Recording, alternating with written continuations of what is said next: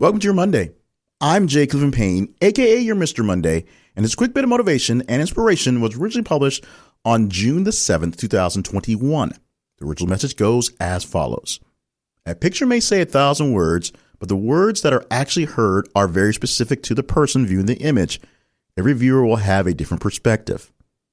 Going deeper into this one, this will be a fun one because I get a chance to bring up my geekness and go into the world of Star Trek, the original series, and go to one of my actually favorite episodes, an early episode called The Man Trap. Now, in this episode, Captain Kirk, Chief Medical Officer McCoy, of course, Bones, and a crewman, a red shirt named Daniel or something like that, doesn't matter because he's a red shirt, go to a planet to visit a colleague of McCoy's. It's a doctor and his wife, and it's a doctor's wife they've known for a while, and Kirk actually teases McCoy about a conversation they had earlier on about the crush that he had on the doctor's wife about 10 years ago. And so when it gets to the planet and they see the doctor's wife, McCoy sees the woman exactly as she looked 10 years ago. Exactly. Meanwhile, Kirk, who knows of the woman, sees her as she probably should look 10 years older. And the crew member sees her as this beautiful woman that looked exactly like someone he met on a pleasure planet a few months back.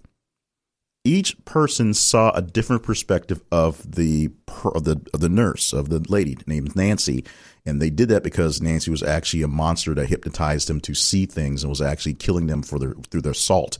It's a weird episode. You have to go check it out and see. But it goes back to what we're talking about here in that every person has a different view of what they're viewing. If beauty is in the eye of the beholder, then the beholder has to actually interpret that beauty from what they see. A picture is worth 1,000 words, but whatever the person looking at the picture sees, they are interpreting it with their eyes, their perspective, their background, their knowledge, and what they bring to the world to pull out that picture. We're seeing that in a more serious level right now in real time as we're recording this in the year 2021, and we're dealing with the unrest that is all over the place for various reasons. There is division over how we're handling the COVID-19 crisis. There's division how we're handling race relations, and not just from a black person's perspective, the normal black-white stuff, but there's a lot of different issues with various other ethnicities here in the United States and around the world. Things that from a perspective I would have had 10 years ago would seem pretty crazy because my view of race relations is basically black versus white.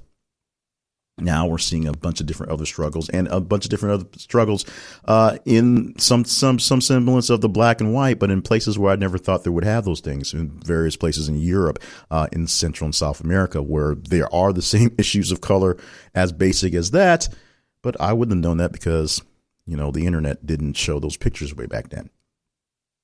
There are so many things and so many perspectives and so many different background issues that we all have that none of us really think about, which is pretty much the problem. I have learned that essentially people aren't thinking about you when you think they're thinking about you.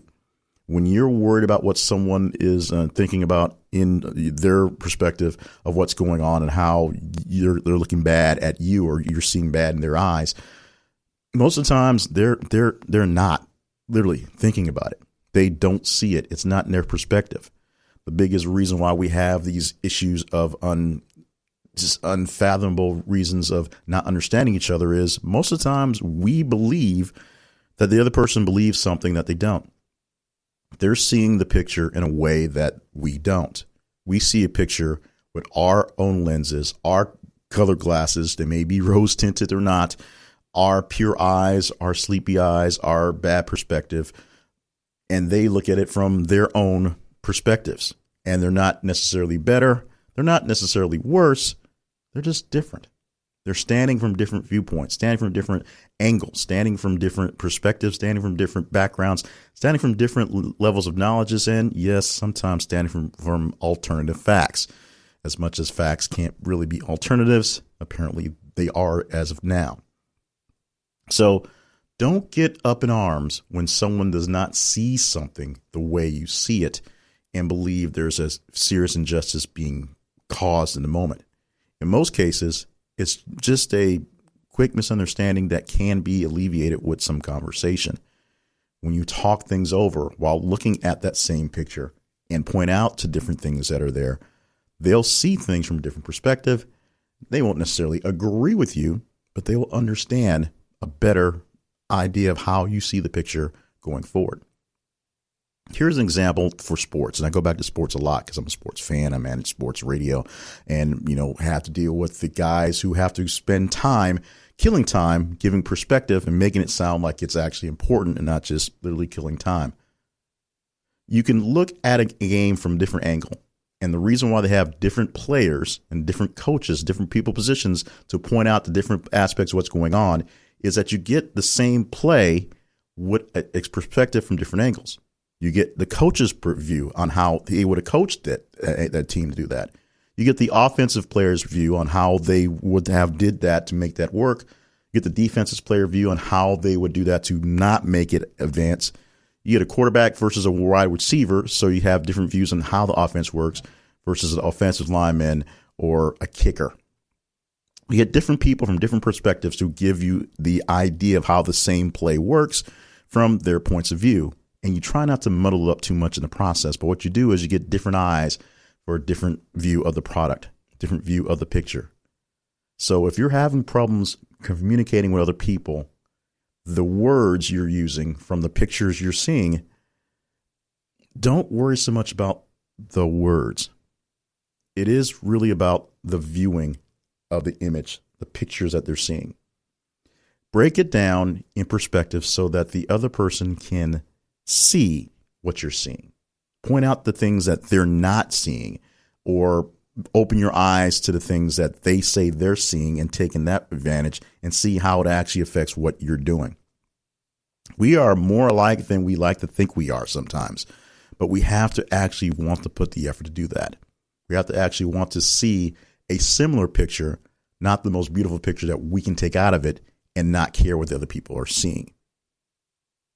All viewers will have a different perspective, and it won't ever be exactly the same, but they should be close enough to similar that we can have the conversation to work things out if we're seeing things on a different perspective of black and white. A picture may say 1,000 words, but the words that are actually heard are very specific to the person viewing the image. Every viewer will have a different perspective. This original message was published on June the 7th, 2021 from Welcome to Your Monday. For more messages like this one, plus books, merchandise, and other information related to this project, visit the website, welcometoyourmonday.com.